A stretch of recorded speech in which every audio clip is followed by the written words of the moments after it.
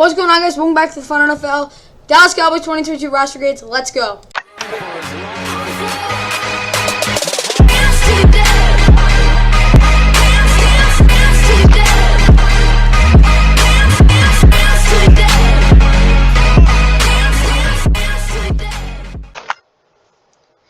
What's going on, guys? Welcome back to Fun NFL. Please like and subscribe. Hope you guys enjoy. Of course, Dallas Cowboys 2022 roster grades. This should be fun. There's a lot of stuff that's happening. Of course, DK Metcalf, Deebo Samuel, among others, might not come to training camp, which might be a little bit of a problem. Training camp's on the horizon, and yeah, that's basically what's happening in terms of news. There really isn't anything else. But yeah, let's get right into the Cowboys 2022 roster grades. Okay, starting out with quarterback as usual. The Cowboys starting quarterback is Dak Prescott. Dak Prescott's a good quarterback. He's actually probably top. You know what? He's arguably top 10. When you have an arguable top 10 quarterback and a guy that it can at times be the reason you win games is a big thing. Because he threw for almost 4,500 yards, 37 touchdowns, 10 interceptions, only took 30 sacks, 410 completions and 596 attempts, almost 69% completion. But not only that, he went 11-5, and he had a couple fourth quarter comebacks. He made a lot of big plays. He did have 14 fumbles, though. You got to remember that. And his mobility still isn't there. But he had 16 total turnovers. He still had an 83.8 PFF grade, though. And what is it called? He was NFC Offensive Player of the Week in week 6, 16, and 18, which is pretty good accomplishment for him. So Dak Prescott had a really good season last year, and I expect him to have another good season. Cooper Rush, not the worst backup in the world, of course, won a game for them against the Vikings. 422 yards, 3 touchdowns, 1 interception in that game. He did take 3 sacks, though, in that game as well. But other than that, he's been really good. And then, of course, you have Will Grier as well. Will Grier and Ben DiNucci, they're bad, but who the heck cares? You got Dak. Mobility might not be there as much. He can still run it, to be honest. But that's literally the only bad thing I have to say about him. Okay, for Dak, I'll give him an A- at the quarterback position. He's arguably top 10, but I don't think he'll be anything higher than an A-. At best, he's an A-caliber quarterback. At worst, he's like a B-.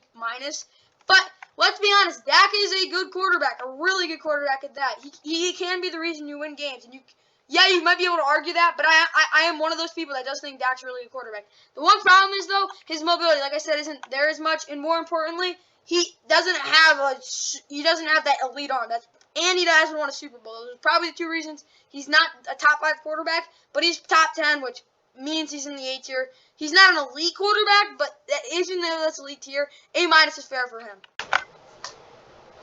Okay, now for the running back. Zeke is their starter because they're paying him $90 million. More like $15 million per year, though. 237 carries, he had 1,000 yards, 10 touchdowns, a decent season. He also had 47 catches for 287 yards. His longest run, though, was only 47 yards. He also had 2 touchdowns. Overall, almost 1,300 total yards, not bad on 83 touches, and he had 12 total touchdowns. So that's a pretty good season for a starting running back. Of course, he hasn't really been that great since, to be honest, since 2018. But or you can say 2019. But he's still a good running back. 69 PFF grade. But people argue Tony Pollard's better. He's not better. That's just how it is. He's not better than Ezekiel Elliott. Trust me, you watch him play, Zeke's still a better running back. That's just, I'll be honest with you on that. Even though he had 5.5 yards per carry, yeah, he's more explosive, but I do think Zeke's still the better running back. You got to watch him on film. His consistency is more there. Because trust me, Tony Pollard has like 8 runs a game. Okay, well, we'll put it this way. Zeke has 8 runs a game. If I was going to be honest, Tony Pollard's going to have like 4 that are 10-plus yards. He's going to have 3 that are going to be negative yards. He's going to have 1 consistent run. Zeke's going to have like 1 10-plus yard run, 5 consistent runs, and 2 behind the backfield. Zeke's more consistent. That's why I take him over him. But trust me, Tony Pollard's not a bad back. He can catch out of the backfield better than Zeke can. I'll be honest with you on that. And overall, 84.0 PFF grade. He had over 1,000 total all-purpose yards, 2 total touchdowns, 86.2 PFF grade for a reason. And even what is it called? Corey Clement's gone there. Now it's up to Rico Dowdle and Jaquan Hardy, who aren't the greatest, but I wouldn't say they're bad. But like I said, it's a pretty good backfield. You want to have that problem with Tony Pollard, though. That's pretty good. That's good. Honestly, it's a pretty darn good backfield. I'll give him a B+. Yeah, I think that's fair. Because they have 2 guys that are legitimate starters, and I don't think they're that. Can I give him a B+? I still have that in my mind that Zeke is still really good. He's still an above-average running back. Like, that's the truth about him. He's just not elite anymore. And Tony Pollard's a starting caliber. Yeah, I think B+ is fair. Oh yeah, I got to say, my bad. 29.33 out of 30, really good. B+, 4 plus 12, 16 out of 20, good. Time for the receiving room, which is pretty darn interesting. If I can just type that in right. Okay, now for the wide receiver, CeeDee Lamb. It's his time to show that he's the #1 receiver. Of course, he had most catches on targets on the team, 120, but Amari Cooper was their #1. 79 catches, 102 yards, 6 touchdowns. He has not been the most consistent in the red zone. 441 yak yards is pretty good. His hands were a little inconsistent. He did have a 49-yard catch though, along with being a threat in the running game, somewhat 9 carries, 76 yards, and he made the Pro Bowl last year on 84.3 PFF grade. And also, he's a decent blocker as well. So, it's his time to show he's #1. He'll be the guy. We'll see what he can do. Michael Gallup, one of the most underrated receivers in the NFL. Of course, he had a lingering, what was the injury? I forgot. Oh, yeah. He had he tore his ACL in Week 17 against Cardinals, and he also had I think he had like a hamstring issue as well earlier in the season. But he had 35 pitches, 445 yards, and 2 touchdowns, only in 9 games. He does struggle with injury, but he is a boomer bust guy when he's out there, which is pretty important because they need that guy. And then, of course, he had a 41-yard catch, and he does show a lot of potential. And then, of course, you have James Washington, who played for the Steelers last year. He had 24 catches for 285 yards, 2 touchdowns as a backup, and he only had 2 drops, which are pretty good. 42-yard catch as well. He had 2 carries for 13 yards, 50.5 PFF grade because he's not a great blocker and he doesn't run the best routes. He's not your worst third receiver in the NFL, but he's definitely not bad. But then you have Jalen Tolbert, Noah Brown, Simi Foco. These guys are all raw. Honestly, Noah Brown isn't raw. He's just bad. That's just the truth about him. And, I'll be honest, Noah Brown, he had 16 catches, 184 yards, and a limited role. He only had 1 catch. But let's be honest, Noah Brown is not an explosive receiver. He's honestly really slow. Not as slow as John Mechie, but he's one of the slower receivers in the NFL. So, there's not really much depth at this position, and honestly, it's not a great position for the Cowboys. They're going to need to at least get somebody or have their guys stay healthy. Okay, wide receiver. I want to give him in the B range, but I can't. I have to give him like a C+. CeeDee Lamb's good. James Washington isn't bad, but Michael Gallup isn't bad at all. But the thing is, they have no depth and they have no injury is a concern. And we have no depth and injury is a concern. If you lose one of those guys, you're kind of screwed. Let's be honest. And they don't have Cedric Wilson anymore, so you can't have him come in. And no offense, they just don't have a great receiving room right now because there's no depth. #1, #2, there's injury concerns. And I don't think they have. I don't know if we don't know for sure if CeeDee's really a #1. So, and Michael Gallup is certainly not a #1. We've seen enough from him knowing that he's not that, but he's still a really good receiver. So, 3 plus 9 is 12 out of 20. So, a little disappointing for this Cowboys receiving room. It was definitely better last year because of the depth and better receivers, but I still don't think this is a bad receiving room. Okay, now for the tight ends. Dalton Schultz. Let's be straight up. Dalton Schultz is a really good tight end. Not the greatest blocker, but he had 78 catches for 808 yards and 8 touchdowns for a reason. He only dropped 4 passes, which is really good for a tight end. 78.1 PFF grade. But other than that, they don't really have anyone we know about. Like Jake Ferguson. What do you know about Jake Ferguson? If this can load, we'll wait. Yeah, just wait for a second. But yeah, Dalton Schultz I really do like, but we don't know much about Jake Ferguson. And then Sean McKeon behind him. But, look, he was a 4th-round pick this year. I don't really know much about him. I just remember he didn't go to Wisconsin. Okay, yeah. So, Jake Ferguson, he was one of their blocking tight ends, but he also can catch it, too. I gotta be honest there. There's a reason they drafted him. He has really good intangibles, and especially has some good measurables as well. Sean McKeon and Jeremy Sprinkle are bad. No depth at this position, but Dalton Schultz is a really good tight end, so that helps. Okay, now for the tight end position. I'm having a tough time giving him any higher than a B. Because, yes, Dalton Schultz is probably a top tight end. He's not a top 10. I'll give him, 11th or 12th. But, yeah, Dalton Schultz is a really good tight end. They don't have a great, we know, Jake Ferguson will be decent. But other than that, see, both of them get hurt. I'm just saying if that happens, hypothetically. You need 3 tight ends that can do their job on the team. I'm not saying they got to be great, but they got to be at least established. And they don't have that, which is the reason they have a B. But I do think their tight end room is really good. And there's definitely not a ton of teams that are better than them. That's why they get that. So 3.67 plus 8 is 11.67 at 15, which is really good. Time for the offensive line. Okay, the offensive line for the Cowboys is, I'll put it this way, interesting.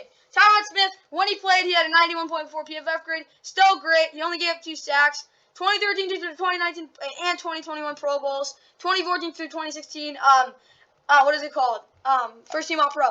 He only missed 6 games with an ankle injury though. Josh Bell, we have no idea about, so a little bit of uncertainty right there as a backup. But Tyler Smith, of course, the rookie.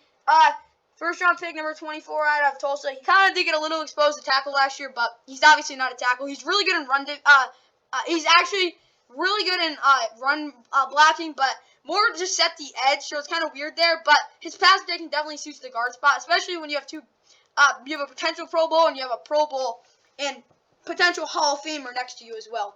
And then you got Tyler Bedash. Tyler Bedash was actually pretty good. Yeah, he only had 64.8 PFF grade. He did have a couple penalties.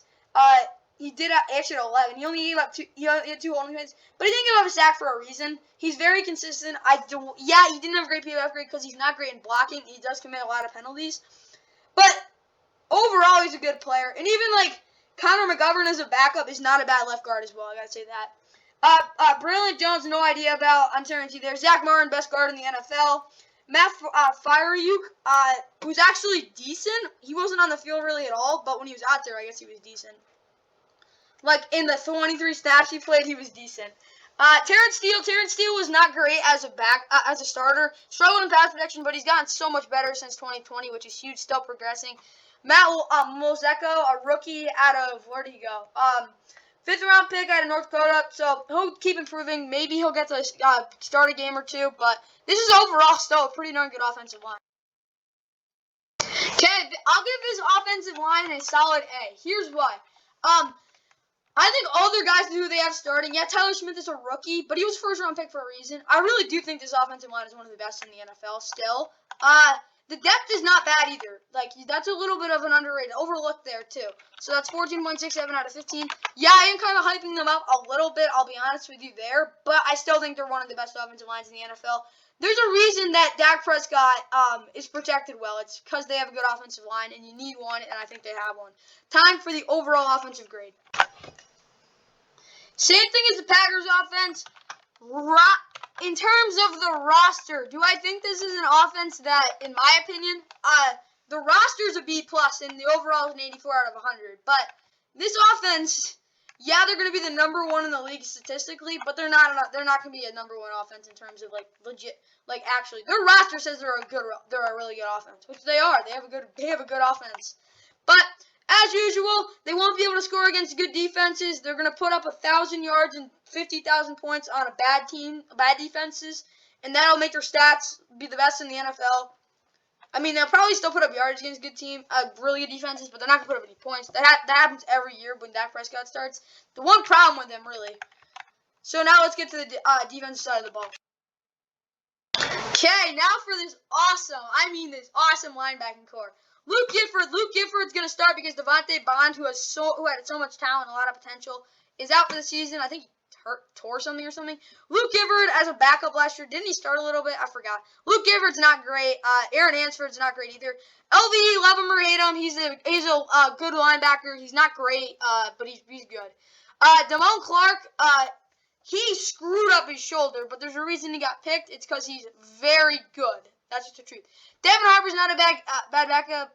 And even Aaron Hansford isn't bad either. An UDFA out of, Texas A&M.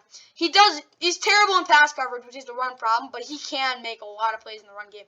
Micah Parsons, you don't need to know who he is, other than the fact that he's a beast. And he was the best rookie last year. I'm not even joking. I do think he was that. Jabril Cox has been a little bit of a disappointment, considering people thought he was going to be really good coming out of LSU. But he hasn't been a bust by any means. But like I said, Micah Parsons, LVE are really good. Luke Gifford could be a lot worse, but look up Luke Gifford's PFF and then tell me if he's good. I don't think his PFF is the worst though. Yeah, it's not the worst, but he's a backup. That's just the truth. But Micah Parsons, LVE, like I said, Micah Parsons can play anything really well. He's not elite at anything. That's just the truth about it. People think he's elite at one thing. He's just an all-around really versatile and really good at whatever he needs to do. Okay, linebacking core. Oh my gosh, should I put an A tier? Oh shoot, they do have good depth. I'll I'll give him an A. Because Micah Parsons was the best linebacker in the NFL last year. That's just how it worked. Leighton Van Der Esch is good. Luke Everett, yeah, not good, but they have good depth as well. I'm kind of ignoring the fact. But when you have a couple good linebackers, a superstar linebacker, a good linebacker, and a male linebacker, but then you have good, decent depth, there's like I gotta give them an A. They're one of the best in the league. That's just the truth about it. So 3-3, that's what it's called. 19.67 out of 20. Time for the defensive line. Let's forget about the pass rushers, but overall this defensive line is pretty good. Carlos Watkins and Neville Gallimore do not offer you anything in terms of pass rush, but that doesn't really matter because they do have some good guys off the edge. And Dante Fowler Jr., yeah, he's not great anymore, but hopefully he's better. Oza is a beast in the run game. Even Tristan Hill, I gotta admit, I'll give it up to Tristan Hill. He can get after the quarterback when he needs to. He's probably the only defensive lineman that can. And even Terrell Basham, what is it called? Third round pick in 2017. He's been consistent his whole career as a good depth pass rusher as well. But when you talk about like his actual defensive line, they do create a lot of penetration. They do fit the run really well, and they really do help these guys behind them make a lot of plays, which is really important. I don't think this is an elite defensive line just for the fact that they don't have a ton of pass rush. And, yeah, they do make a lot of big plays. But, like I said, they are consistent with penetration and fitting the run. But sometimes they just don't execute, which kind of stinks. Because they do have a good defensive coordinator, Dan Quinn, who's kind of like basically Vic Fangio. So, overall, I'm giving them a B+. I think their defense is their defensive line is inconsistent when it comes to getting after the quarterback. But they do make big plays. And I got to admit, they do have good schematics. And you can see they're always set up for success, which is really important. So that's 8. 8 plus 4 is 14 out of... No. 8 plus... 4. That doesn't make any sense. Wait. 14 out of 15. Oh, wait, never mind. That's 8. Okay, 12 out of 15. That's better. Time for the pass rush. Micah Parsons, number 1 pass rusher. He's really good with finesse moves. Not great with power, but he can get better at that. DeMarcus Lawrence, he's not as good as pass rusher he used to be. He still can get to the quarterback, though. And he's really good at setting the edge, and he can stop throwing as well, makes a ton of plays. Dante Fowler, probably going to be their number 3. He's been disappointing ever since he left the Rams. But last year he had a better season than he did in 2020, which is important. Sam Williams, wait, wasn't he a rookie? Yeah, he was a 7th-round pick for a reason, out of Ole Miss. This dude,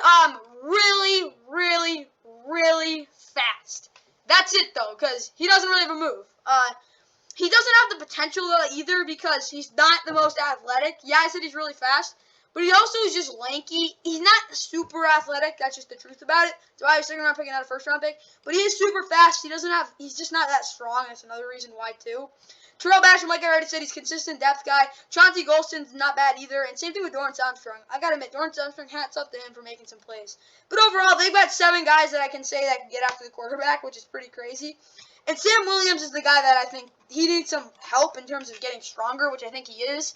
He's going to get a lot stronger during training camp, number 1. And number 2, he will improve that athleticism. That's just the truth about it. Okay. This defensive, this pass rush, I want to get, I'll give him an A-.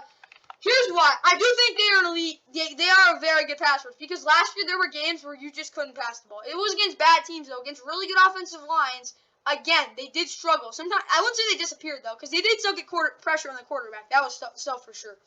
More consistent than the offense in terms of playing against good teams, but that's the reason they're not an A+. That's literally the only reason. Fantastic depth. And I don't know if they have a super good number 2 behind Micah Parsons, but they still, like I said, have amazing depth, which is the reason they're in one of the reasons they're in elite tier. So 16th, okay, that's 24.33 out of 25. Time for the cornerbacks. Okay, I'll get this out of there really quick. Yeah, Trayvon Diggs had 11 interceptions. Yeah, he can make plays. He makes really good plays in the football. But in my opinion, he's 2018 Xavier Howard. 2018 Xavier Howard was a liability for the Dolphins. So that's what what is he called? In a way, that's what Trayvon was last year. Anthony Brown's a bad corner. Like, that's just the truth. Anthony Brown is bad. He's just bad. There's nothing more to say. Jordan Lewis, I don't think he's actually the worst. He gets put on some pretty hard matchup. Kelvin Joseph, he played hurt last year, and even when he's out there, he wasn't great. CJ Goodwin is terrible.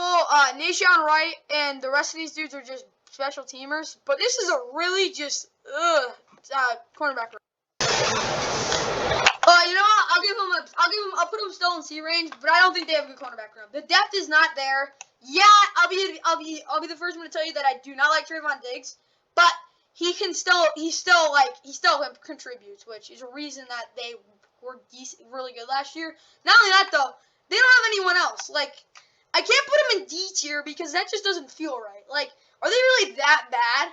No, they're not that bad, but they have a bad cornerback room. That's just the truth about it. So that's 9 plus 2.33, 11.33 out of 20. Not great. Time for the safeties. Okay, Malik Hooker. I'll tell you, he's a good safety. He's never on the field though, which is a problem. Jerron Kearse, he makes tackles. He's not going to be the big playmaker per se, but he's not a bad player at all. He actually had a pretty darn good season. Donovan Wilson, good over the top, good ball hawk, but he gets a little aggressive sometimes. He doesn't have elite speed. Israel Makuku, whatever that kid's name is probably going to be a backup, but who knows? He might get to start a game or two. And the rest of these guys are special teamers. Promising safety room. Okay, I'll give him a C. Just for the fact that they don't really have a superstar safety, but both of the guys who they have starting are solid. But you gotta admit, Malik Hooker is made of paper, and their depth is not good, so you gotta give them out a C. But there's nothing really for me to complain about this, or even say they're that great either, though. So that's 11.33 out of 20. They're definitely better safeties than they have cornerback rooms in terms of stability, but other than that, it's not that bad. Time for the overall defensive grade. Okay, so the grade says it's a B, but I gotta give them a B minus because the range says it actually is it's 78 out of 100, which is, what is it called? Is it 79 or 78? I think it's 79. Let me do this really quick.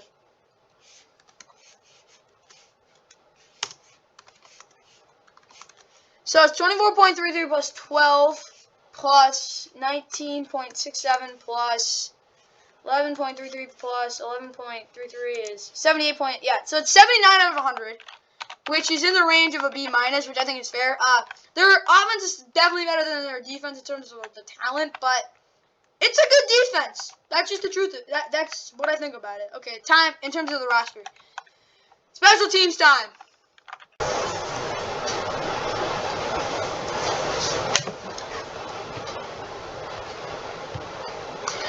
Okay, Jonathan Garibay. I guarantee you he's a rookie. Yeah. UDFA out of Texas Tech. He'll be okay. I know he has a good leg, and his accuracy's pretty good, too. He's just a solid kicker. He's not going to kick 500-yard field goals, but it's not like he can't kick a 56-yarder or something like that. Brian Anger, probably the second best punter in the NFL last year. He was a Pro Bowler, too. CeeDee Lamb, Tony Pollard, elite returners. CeeDee Lamb does fumble sometimes, though. That's the only problem, but both good. Jake McQuaid, one of the best long snappers in the NFL. Really good special teams. B+, there's not really a problem with this, but they did have some bad kickers a couple years ago, and they do miss kicks. It's just going to happen, but I don't think this is a bad special team. It's solid. They actually score, which is kind of crazy, but that's 4, 8 out of 10, which is really good. Time for the depth.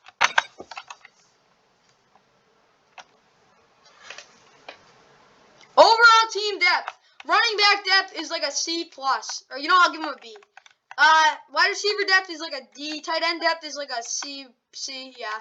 Offensive over depth, I'll give like a C+. Offensive line depth is like, no, my bad. Offensive line depth is like a B, and then this overall it's like a B minus. Linebacker depth, B+. Defensive line depth, B. A+. Pass rush depth. Cornerback depth, F. Safety depth, D. Overall depth, like a C, yeah. So the depth of this team, I'll give them a B minus. Some positions are really lacking. Some positions are loaded, like pass rush and offensive line and running back. But put that all together, I do think it's a little bit above average, just for the fact that the Cowboys usually are able to find a guy to replace something. Secondary depth is very lacking, but that's really just about it seems. On offense, the wide receiver depth is lacking a little bit too, but other than that, this is a team with some pretty solid depth. I'll put it down to a C+. which comes out to a, what is it called? 3 plus 12, 15 out of 25. Just about average. Time for the overall roster grade. Okay, the Rangers says it's 186 out of 235, which comes out to a A-, but I don't think they're that great of a roster. I'll give them a B+. It is literally right on the cusp, too. It's 185, so I'll give them for, like, the minimum, but I think B+ is fair for them. It's a really good roster. It's talented. It's probably the best roster in the division, to be honest. But, like I said, there is some imbalance. I don't like the secondary. Other than that, though, Cowboys, you got a good roster. I know I make fun of you guys a lot because you are kind of a mess in terms of late game and being able to play against good teams. But they usually have a good roster. So there you go. B+ for the Cowboys. Like and subscribe. Hope you guys enjoy. See you in the next one. The right tackle, they come off the wing. He's being chased. And Burrow dives, touchdown!